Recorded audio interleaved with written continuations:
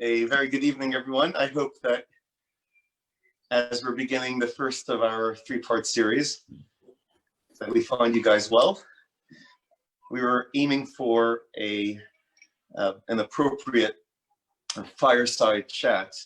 We decided that we'll do the fireplace rather than go for the fireside, as the weather has been very kind to us. So I can't promise next week when we come together, we'll be having a proper fire, but we certainly are hoping that you are in a comfortable seat, whether you're on your own or with a loved one. And we're going to tell you a little bit about the purpose of this three-part series, why it means something to us, and hopefully why it'll be a nice opportunity to share with all of you. Welcome, everyone. Hope you have a nice cup of tea or a l'chaim. Make yourselves comfortable, and thank you for coming to join us on this journey. So what Jacqueline and I are finding during the lockdown is that we actually have been given the opportunity to reflect a little bit on the years that we've shared together, the time that we're spending together now, and also looking towards the future as well. If we don't seize this type of situation as a time for pause and reflection, and when will we do that? The idea of a date night was something that I was kind of advised would be a good idea when I began shidduchim, when I started dating, making sure that no matter how busy things get, we'll have a time to spend together. I can't promise that we've always been that great at finding the appropriate time to spend with one another. So this is kind of going to be our date night. It definitely doesn't count as a date night. We leaned on Zoom and Facebook. There's no way. Nice try, Elfhanan. But what we did think cheap. Get a chance to share with everyone is actually one of the things that we've really been focusing on and thinking about a lot is what makes a home a home. And I think one of the really positive things about lockdown is we've had so much more time to spend, for good or for bad, but to spend in our home. And that really got us thinking about our past. And maybe because of the nature of being in the rabbinate, but because of lots of other reasons as well, we've actually lived in quite a lot of homes in our 15 years of marriage. Yeah, a home. What is a home? I grew up in a relatively interesting environment. I grew up with two homes. My parents divorced when I was quite young, and I remember having to call my father one day from school asking which home am I supposed to be going to this evening. I couldn't remember, and at the time I didn't think it was sad, because that's what I knew. I think my father found it a little bit sad. So when we got married, or even when we were engaged, for me to build a home or to have a home was something that I would say was the number one priority. I remember when I was with Jacqueline, I think we were on the embankment, and I was walking along, and I shared with Jacqueline, I shared with you some lyrics or something that were going through my mind about the idea of home, and perhaps you didn't have the same longing for a home with your background than I did. So I remember one of the things we really spoke about was this idea of you having, I think also because you left America at 18 and basically didn't turn back, and you were living in a yeshiva dorm in Israel as well, and obviously because of your upbringing. But I remember we did talk a lot about that, and I think one of the really lovely things for those of you who joined us at Shavuot was Elchanan spoke about the Silvers, which was a role model family that he really had in Israel, which I think some of the values you learned from them, we really have tried to bring into our home, of accepting people and having warmth and an open home kind of environment. And actually that's been one of the interesting things about lockdown as well, is the fact that our home at the moment isn't a place that people are coming to all the time. And we're so used to it being like that. I mean, you guys are in our home at the moment now, you are here. you're seeing our home, but not actually physically there, which just isn't as good. Yeah. And so I think we were really like thinking back about the different places we have lived in and some of the lessons that we've learned along the way, that we brought to, you know, some things that we liked and some things that we didn't want to bring into our home, as we moved through our journey. Yeah, so it wouldn't be surprising for anyone to imagine our first home wasn't Israel, but actually was the UK. We got married, and Sheva Bracha was a bit of a whirlwind. Maybe that's a conversation for a different time. We spent it in 3 different countries, which isn't the typical way that one would spend the first week of marriage. But then we came back to the UK, and in the UK, there was a home waiting for us. I mean, literally, I think it's probably fair to say it was just waiting for us. I come from a family where things are very well thought out in advance, planned, processed. I think Jacqueline comes from a little bit more of a lastminute.com type of background. So I remember the first time we flew together, and it really was about learning from each other. The fact that actually you don't have to be at an airport 4 hours before a flight. And it's funny even talking about that now because nobody's flying right now. But my family would be the one that they'd be calling over the intercom saying, could family Rosenberg please make their way because the gate's about to close. Whereas Elchonen's family would have been sitting in the airport for 4 hours before the plane takeoff. And I think we've actually found quite a nice happy medium. Yeah, I go early and then Jacqueline comes later on afterwards. So. Not exactly. But yeah, our first home, I think the bedroom set arrived the night before we needed to stay there, or the day of. The day of we got married. We spent the first night in a hotel. There were no beds in our house. I didn't know that. It was an apartment, so it was a flat, right? So my parents were organising the flat to be ready for us, and for me, it's fine. If they said it will be arranged, it will be arranged. But, you know, I think it was a good thing that Elchanan didn't quite realize that. So as we were gallivanting in Poland for the day, which is what we did on the day after our wedding, because, you know, why not? While that was going on, beds were literally being delivered to our flat so that when we go in there for the first time, there actually would be a place to sleep. And to be fair, there was, and we were able to go to sleep. Yeah. I think the interesting thing about the first place we lived, because we were in Hendon, and obviously it was near my parents. I grew up in Golders Green, and the Shorby Dublin was in Hendon as well. But we weren't really there for long enough to be part of the community. We were there for less than 6 months, I think. So it was a very short stay. It was also in our minds, we always knew we were on our way to Israel, and you know that was kind of the plan. But the interesting thing about heading to Israel is even though you've been there for quite a few years, we were going to a new community. I think part of the reason that it was quite daunting for me was most of your friends were going to be either had also got married around that time, or were going to be joining us in Ramat Eshkol, which was the neighborhood that we were moving to.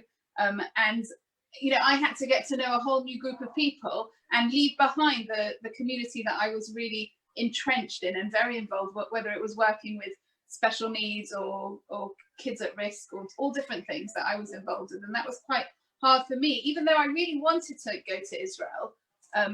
I always laugh about the fact that I was kicking and screaming that I didn't want to leave London. And then at the end of the time that we were there, I was the one who didn't really want to come back to the UK. But I guess maybe that's just my personality. Once I'm in a place, I really love being there. And, you know, thankfully we can say the same about now being in Bushy as well. Absolutely. And when we lived in Hendon, even though it was only temporary, there were some really nice memories that we have. Obviously, one of the special memories was that we got to spend time with Jacqueline's family. We got to eat there one meal every Shabbos. I remember Elchanan showing up at my parents' house and literally going to the larder and going shopping in the larder. Like, why would you go to the grocery shop and stuff? Why would you go to Tesco's when you could just go to their larder and help yourself to whatever you want?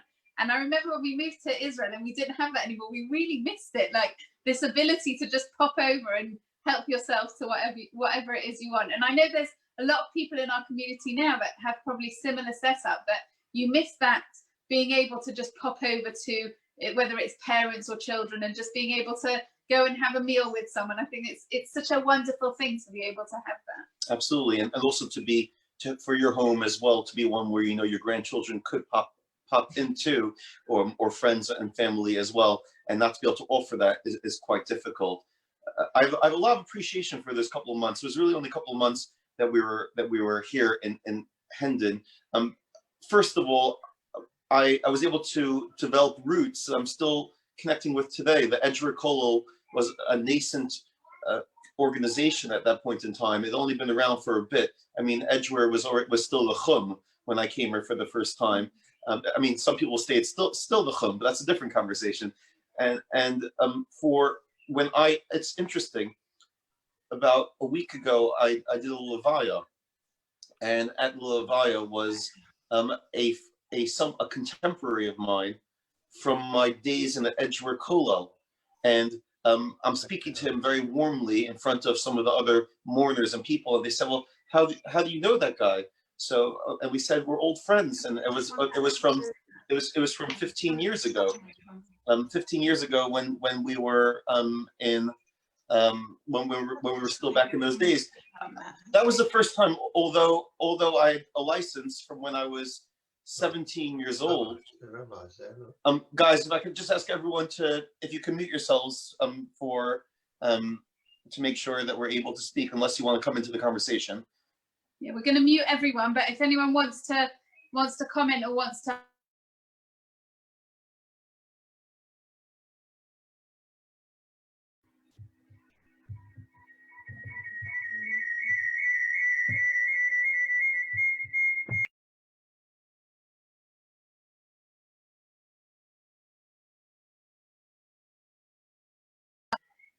It's wonderful, the wonders of technology when it works. But. Yeah, I think we're back in business.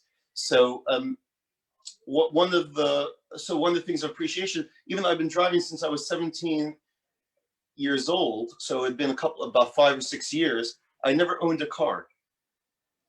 And when I came to the UK, I remember I had to learn how to drive on the the right side of the road, and my father-in-law basically said, you know, when you're able to do that, you'll have a car that you can use. And for I remember we used to joke about the car, that it was a real yeshiva bacher car. So for all the Shtisel fans out there, and you knew I had to throw that in, especially because today on Facebook, Elchanan admitted that, you know, maybe he's considered, no, there's no way he's not going to watch it. But thank you, Jack, for mentioning, Peter, for mentioning the Shtisel, because I am a very big fan, and Elchanan's refusing to watch it. But you know, a yeshiva bacher, a yeshiva boy, or a kollel boy kollel man doesn't have a very nice car in general. And I think we you know, at some point there was sellotape holding the car together, or you needed to push the car up the hill to get it to move. Yeah, and I think that was probably sensible, considering it was my first time having a car and driving on the British side. I remember when I was going out with Jacqueline, it was our second date. I was in a bit of a rush. I had to go to the ATM to take out some money. Do you guys call it ATM? Is it called ATM? Cash point, right? The cash point here. And I ran. It was actually in Edgeworth where I had to take out money, right next to the Tesco's or Blockbusters, Olav Shalom, as it used to be. And I remember crossing the road and looking, obviously, before I crossed, and the car running over the tip of my foot, because I had forgotten that you have to look the other direction when you're crossing the road. So probably having a car that wasn't that was more of a jalopy than the car was sensible, but that car still served us well. We took it to Wales. We went on our honeymoon. We were meant to go to Australia, but man plans and God laughs, that didn't end up happening. We drove to Wales, and we drove up cliffs, I think, in Wales that no car should be able to you know, almost vertical slants, but we made it in that trusty car. Absolutely. We kind of feel that it was love that was holding that car together, and a bit of faith and some sellotape between it all. So we had really good experiences, and in fact, even now, and it's probably eye-rolling for our children at this point, But every time we drive by that corner, we always point and say, that's the first place we lived. It's just by the traffic lights by the Shyhall estate. So literally every time we drive, you know, down Brent Street on our way to Golders Green, when we make that pilgrimage, you know, it is with such fondness that we look up and say, oh, look, that was the flat that we lived in when we first got married. Yeah, and I remember when I was younger, my father driving through Long Island, where he grew up, and we lived in Brooklyn, but where he grew up in Long Island. And my father would when we were driving the area, he would say, "Oh, that's where I lived. That's where I went to shul. That's where I did that." And I remember rolling my own eyes, and my father would always say the same thing, and he still says it till today: history in the making. And now I know what that means. To me, all these bits are the history that make up our experiences. So here we are. We know that we had to stay in the UK, in London, for Jacqueline to finish her school, and then we would stay for the summer, then go to Israel to begin the term and studying it. We knew where we wanted to live, the area. As Jacqueline said, that's where our friends were. The one thing that was missing, which many people wouldn't consider to be a major issue, is actually having a place to move to. Now, I certainly consider that to be something which would be a bit of a challenge. Jacqueline's family didn't think that it would be the same issue. So I remember my father-in-law, I kind of bugged him over the summer. You have connections in Israel, you know people. Can you please help sort out a flat for us to rent when we get there? And he said, absolutely, absolutely, no worries. In fact, he said, I'm taking a trip to Yerushalayim, to Israel anyway. So when I'm there, I'll find you a flat. I'll be there for 2 weeks. It's not a big problem. I said, yeah, but our flights are for such and such date, which means that that we're going to be meeting you there the last day that you're there. So you only have 2 weeks to get us a place to live. So I said, it doesn't take 2 weeks to get a place to rent in Israel. So I said, okay, fine. I'm a man of trust, and he's a person who's very trustworthy. So I said, fine. And I called him or messaged him. We probably called. I don't think we did messaging back then. Probably calling. And I said, so how are things going? So he said, great. The golf course is lovely. All's wonderful. I said, and about the flat, he said, oh, remind me, which area again did you want to move to? So that was my first warning sign. And then as the weeks, the days progressed, I realized that he had other things to do with his time than find us a place to live. And being the calm and collected individual which I am, I remember on the day before, or a day before our flight, and we had everything packed, and I picked up the phone and I said, please, will you at least go to the area once to try to find us a place to live? And he said, no problem. I get a phone call a few hours later. Remind me again, what's the area? I think I'm there. And he had arrived in the area. I'd never been there before. And I told him, yes, that's the area. He said, well, actually, interestingly enough, as I arrived here, someone was putting up a for hire or for rent sign. So one of the things that, again, those of you who are Shtisel fans, and the neighborhood we were in was not like that at all. And I'll talk a little bit about the neighborhoods in a second. But a lot of the way that information is communicated in Israel, in Yerushalayim, definitely in the time we were there, is by the most amazing, sophisticated system of sellotaping up a sign on a tree or a lamppost with them little tags on it that you can pull off the phone number and call the person. So that's how people rent out their flats. Lahaskara. Or that's how people hire people for different jobs. It's unbelievable that you put up a sign and someone takes off a tree or off a lamppost, takes a little tag, and that's how my father found the flat. What was lovely about the neighborhood that we moved into, and it did change a little bit. Again, those of you who are on the Women's Hour on Sunday night, Gabby spoke a little bit about that what is happening in some of the neighborhoods in Jerusalem is they're becoming much more polarized. And actually what did happen in the time we were there is we did see it become mitchared, it's called, which is kind of Haredi-ized, that it became quite ultra-Orthodox. But when we moved there, what was really lovely is that it was a real mix of people from all different backgrounds. And I still remember the lovely lady that we rented the flat from. She was really, really special lady, who was a secular Israeli. And what's really interesting in Israel is that there's a much bigger divide between the secular and the religious. So whereas here you've got the whole kind of spectrum of religiosity, in Israel it's much more black and white. And it's just so lovely to see, which doesn't always exist in Israel, that actually we were able to accept that we weren't the same. You know, we were this Anglo, you know, Israeli, so our Anglo-American English couple who were going to be learning in Kollel in the Torah system, and this was a secular, lovely Israeli lady. Very different stages in life as well. She was going to retire to live near where her children live, but yet we really formed a very strong bond over a home. And I think again that's that lovely idea that a home, when we say, you know, home is where the heart is, I think that really is the idea that there is so much love and giving that can happen within our home. We absolutely loved that house. There were 3 bedrooms, and at the time before we left, we had 2 boys and a girl.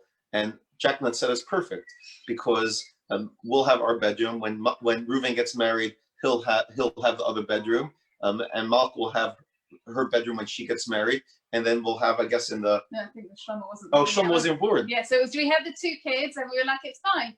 As a disclaimer, they weren't teenagers at that point. So at that point, I thought it was a really lovely idea. Since our wonderful cherubs have turned into wonderful teenagers, I'm not sure we have the same sentiments anymore. But yeah, it was a really, really special place. But I think what was really lovely as well, living in a flat, was with some other young families. And actually, do you remember the lady who lived upstairs as well, who we stayed in, the lovely French couple as well? There were just all different sorts of people. We actually had a bona fide Christian living in our building. That was like really, really unusual for our area. It's practically, I mean, completely all Jewish normally, and some would be religious, some others would be secular, but a Christian. And basically her husband had been a professor in the Hebrew University that wasn't far away from where we lived, and they moved there, and he passed away and she stayed there. And we actually got to wish Merry Christmas every year to someone in the neighborhood, because there's only one person there who actually wasn't Jewish. And that really is amazing that you would not know. You know, I'm sure lots of us have seen this, you know, unless you're in a hotel in Jerusalem, you've no idea that it's Christmas or New Year. It just doesn't feature in those neighborhoods. The only time you see Christmas lights is on Sukkot, where when people used to use them for their sukkahs, because they didn't realize. Or a Santa costume when, you know, someone's dressing up on Purim. But we've seen that as well, haven't we? Yeah, and the flat was what it wasn't. It was perfect. It was absolutely perfect. It didn't have any air conditioning. I remember speaking to Reuven a little while ago and mentioning there wasn't any air conditioning in the flat. He's like, really? How's that possible? Okay, I mean, it was a lower floor, so maybe it didn't need it as much, but it was perfect for us. And in that home is where we began our life, and we first appreciated the idea of what it means to build a family, also what it means to choose life directions as well. It was in that home. Yeah, I was going to say, on that couch, not the one we're sitting on, but the one over there, that we were sitting when Elchanan got a phone call, and, you know, someone asked him, what do you think about becoming a rabbi? A good friend of ours, Marissa, right? She said, what do you think about becoming a rabbi? And he said, like, there's no way, you know. And she said, no, don't worry, that's not the sort of rabbi we're looking for. But, you know, the United Synagogue isn't looking for what we had in our mind as, you know, the rabbi with a very long beard and very, very serious, who never smiled, that kind of, you know, idea. And that's where the whole journey, I guess, continued, to the idea of actually looking to going to the UK, which at the time he said, yeah, why not? We'll go along on an internship. We'll see what we got to lose. We'll have a nice time in London, and let's see what the communities are like. And never did we think that you would be the one to fall in love with the United Synagogue, which you didn't even know anything about at the time. I'd never been to a United Synagogue. So my mum had grown up in Kinloss, so I you know, my grandparents stuff in there, so I had a connection with United Synagogue, but it wasn't even an organisation you'd ever heard of. Absolutely. And what's interesting is that speaking about it now, it would sound like the journey of Israel was my journey, or maybe it was a family journey, but actually it was very much Jacqueline's journey as well. The amount of attempts and developments that Jacqueline had, that you had while we were there, was really so courageous and impressive.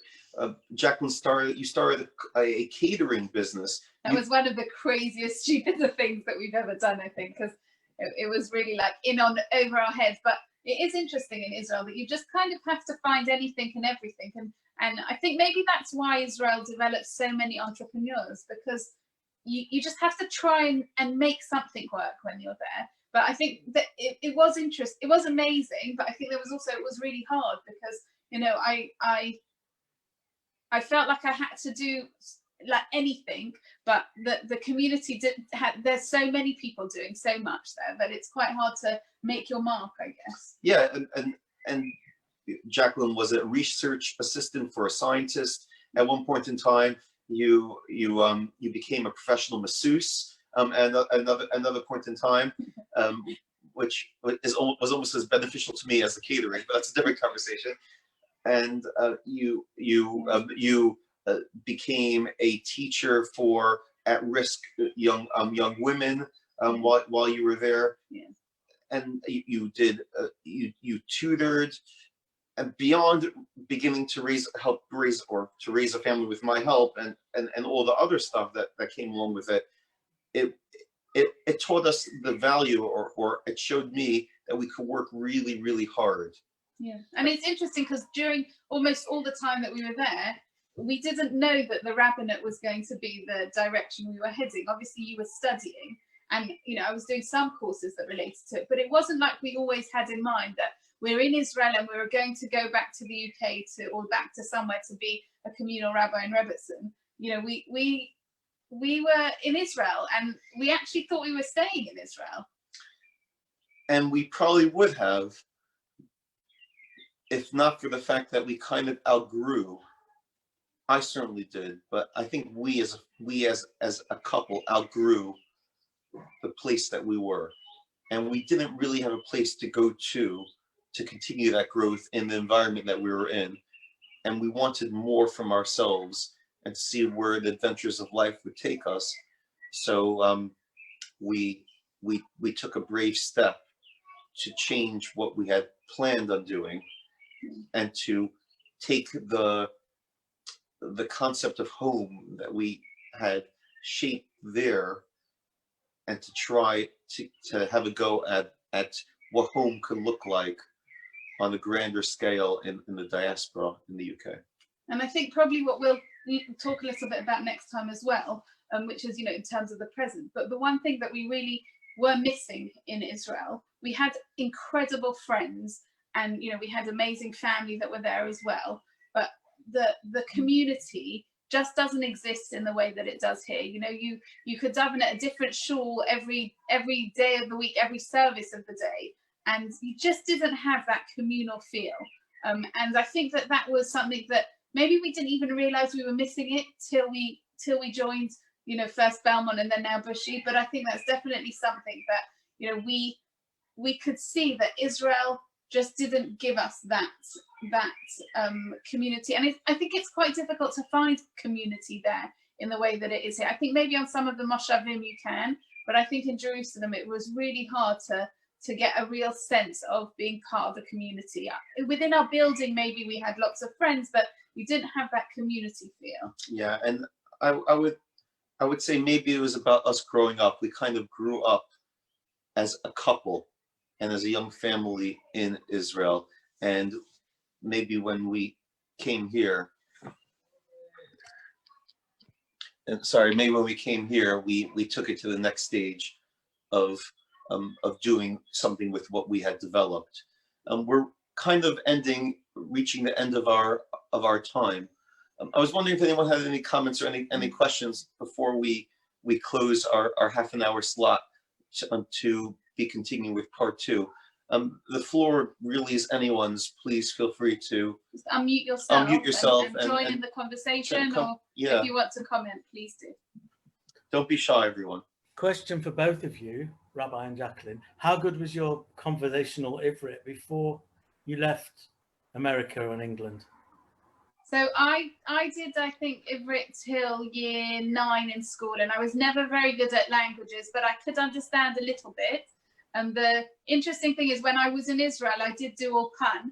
That was one of the things that I did while we were there. But anytime I tried to use my Hebrew, everyone would just answer me in English. And all the Israelis would answer me in English. So it was quite difficult to develop my Hebrew. But Elchonan's answer is much better in terms of his experience. Yeah, so not only did I think Jacqueline did Ulpan, she really went out of her way to really sink her teeth into the experience. And she had some Ivrit before. My Ivrit was really rubbish before, and my Yiddish really improved whilst I was in Israel. So at 11 years in Israel, and you still can't speak Ivrit. It's great. Well, yeah, yes, I think that's fair. I learned how to scream at people in Hebrew. That's not the same thing as and to say nunu or habibi or for me, Israel was always going to be about the experience of what I can achieve there. It wasn't. I never really looked at it that I was as a one-way ticket, and I'm not sure why I never looked at it that way. Maybe it has to do with the fact that I never made the conscious decision to move to Israel. I just went there for my gap year and never left. So I never really had that time when I made that shift. Or maybe I just simply was circumstance. I embedded myself in American or British speaking environments. I don't know. The interesting thing is actually Reuven's quite linguistic, and I think he also lived there till he was nearly 6. So I think he picked up on Hebrew as well. But I think he's really benefiting from learning Ivrit in school, and he's quite enthusiastic to speak Hebrew, even though neither of his parents are any good at languages. So yeah, that's been quite interesting. But Jacqueline's good at lots of other things, so that's absolutely. Any other questions before we wrap up for tonight? Okay, amazing, guys. Thank you for. Really lovely to see all of you that you're joining us this evening. And looking forward to. And hope we'll see you next week. Absolutely. We can continue our fireside chats. Yeah, and make sure everyone's doing well. We miss you all. We miss, as much as we're enjoying the home time, we are missing the community, and the screens are just not the same. But we thought it'd be nice to have a little bit of time to spend together. Quality time, date night. Have a good night, everyone. Night. Thank you.